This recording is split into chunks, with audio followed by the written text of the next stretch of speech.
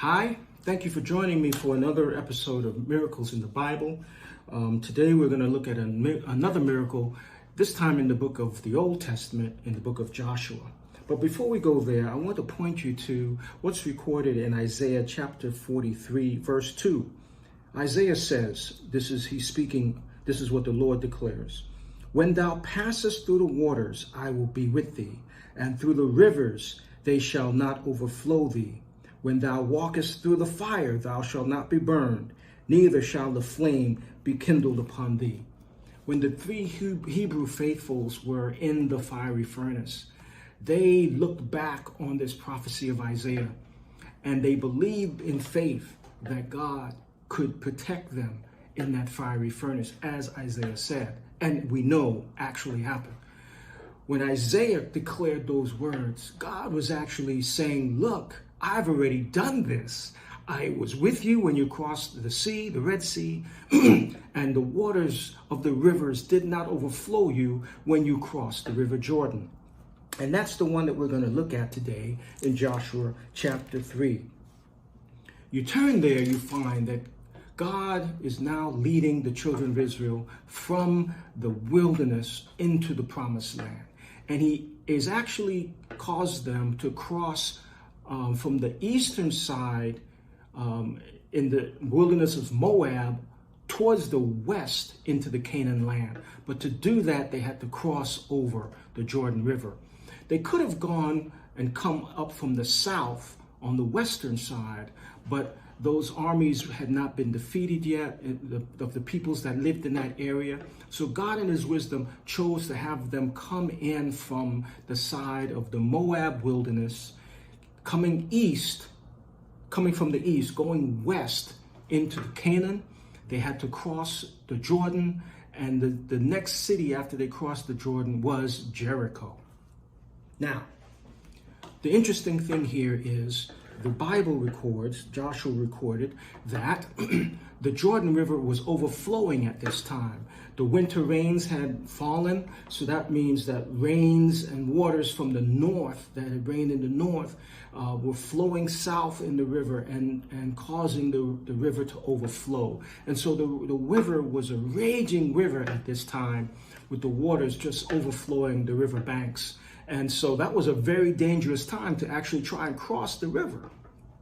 But what God had promised was that they would take the ark, the priests would take the ark, and they would go a half mile or so in front of the people, the congregation. They would, as soon as their feet would touch the riverbanks, the water would begin to recede towards the north and dry up towards the south. And so this is what happened. The priests took the ark, they stepped into the water, and as they stood there in the water, they began to see the water recede to the north and recede to the south.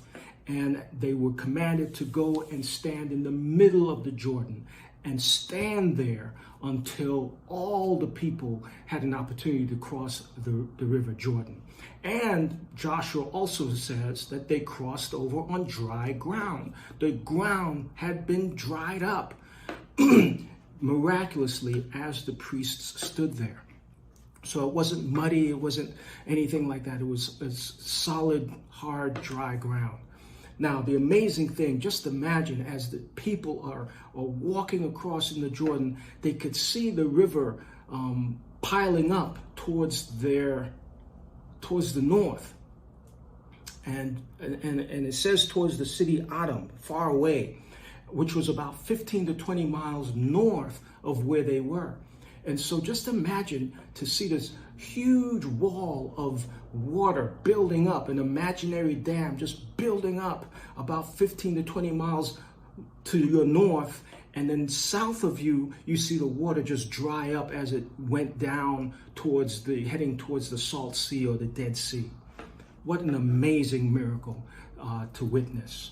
Now, the interesting thing here is that all the people at this time were of the new generation of Israel. All of the prior generation had died. As God said, they were going to die in the wilderness and never see the promised land. And so those who crossed over the Jordan that day were of the new generation of Israel. These were people who were born in the wilderness and grew up in the wilderness. And so they were the new generation. The only ones from the prior generation were Joshua and Caleb. Now it's interesting that we read here in 1 Corinthians chapter 10, where Paul says, "Moreover, brethren, I would not have ye that you should be ignorant how that all our fathers were under the cloud, and all passed through the sea, and all were baptized unto Moses in the cloud and in the sea." It's interesting that God would then lead them to cross through the river Jordan. This new generation, this generation that had not crossed the Red Sea themselves. Their parents did, but they hadn't. This new generation had never crossed the Red Sea. They were never baptized unto Moses, as Paul says. But now they're crossing the Jordan, the river Jordan. And one would think then that they are now being baptized, this new generation being baptized as they cross the river Jordan unto Joshua, if you want to put unto the ministry of Joshua. And so we see here that as Jesus says, you must be born again. You have to be baptized in water and born of the Spirit in order to enter the kingdom of God. And this is what we're seeing with the children of Israel. They're crossing over into Canaan. They're crossing into the promised land. They're being baptized, Paul says, as they cross this river. And you later find that they were circumcised in the promised land before they took Jericho. So they are dedicating themselves. They're being baptized. They're being reborn, as it were, before they took over Jericho and claimed the promised land. That's all I have for you today. Appreciate you joining me. Join me again this evening for another Miracles in the Bible.